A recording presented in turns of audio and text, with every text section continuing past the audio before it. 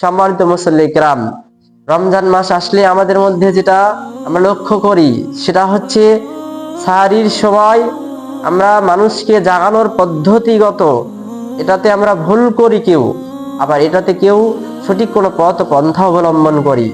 এদেশের মসজিদগুলোতে মুয়াজ্জিন যারা নিয়োজিত আছে, তার অধিকাংশ মসজিদ, অধিকাংশ মুয়াজ্জিন যারা মানুষকে জাগানোর জন্য মসজিদের মাইকে যে ঘোষণা দেয় যে আপনাদেরকে জাগতে হবে, আপনাদেরকে উঠতে হবে, এখন 2টে বাজে, এখন 3টে বাজে, সময় বেশি নেই, সাহারি খেতে হবে, তাড়াতাড়ি ঘুম থেকে জাগুন, এ সংক্রান্ত যতগুলো মানুষের পন্থা অবলম্বন করে তার কোনোটি কোনো পথ পন্থা কোরআন এবং হাদিস থেকে প্রমাণ নয়।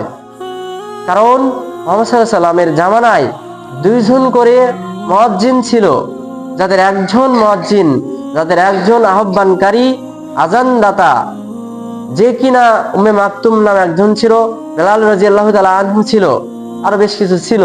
তবে এনারা মুয়াজ্জিনের দায়িত্ব পালন করতেন। কেউ সাহারির আজান দিতেন মানুষকে জাগানোর জন্য, মানুষকে ঘুম থেকে জাগানোর জন্য।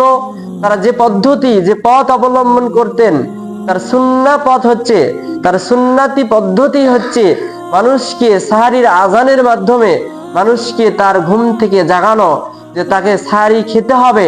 এটা মানুষ যেন মনে করে যে আজান হচ্ছে, মনে হয় ফজরের আজান হচ্ছে।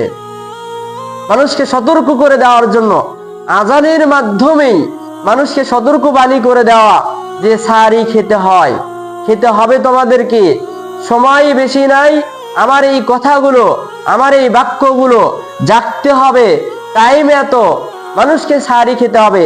এটা আমি মুয়াজ্জিন মানুষকে বোঝাবো আমার এই আজানের ধ্বনির মাধ্যমে। এরা হচ্ছে মুহাম্মদ সাল্লাল্লাহু আলাইহি ওয়াসাল্লামের, তার সাহাবীগণের সুন্নাহ। এদেশের অধিকাংশ মসজিদগুলোতে যেটা চলে সেটা হচ্ছে যে জাগতে হবে, এখন এতটা বাজে, 2টা বাজে, অবশ্যই তোমরা ঘুম থেকে জাগো।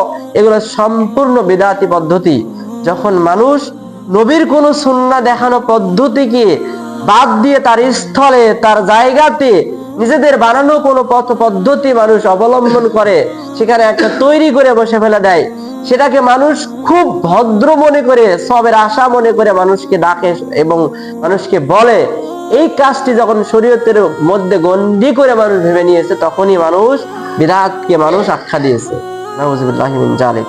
সম্মানিত মুসল্লি কিরাম, এদেশের মানুষকে বুঝতে হবে যে সুন্নাহ পদ্ধতি কোনটি। আমরা যেটা বলতে চাচ্ছি যে অবশ্যই সাহারির আজান দিতে হবে।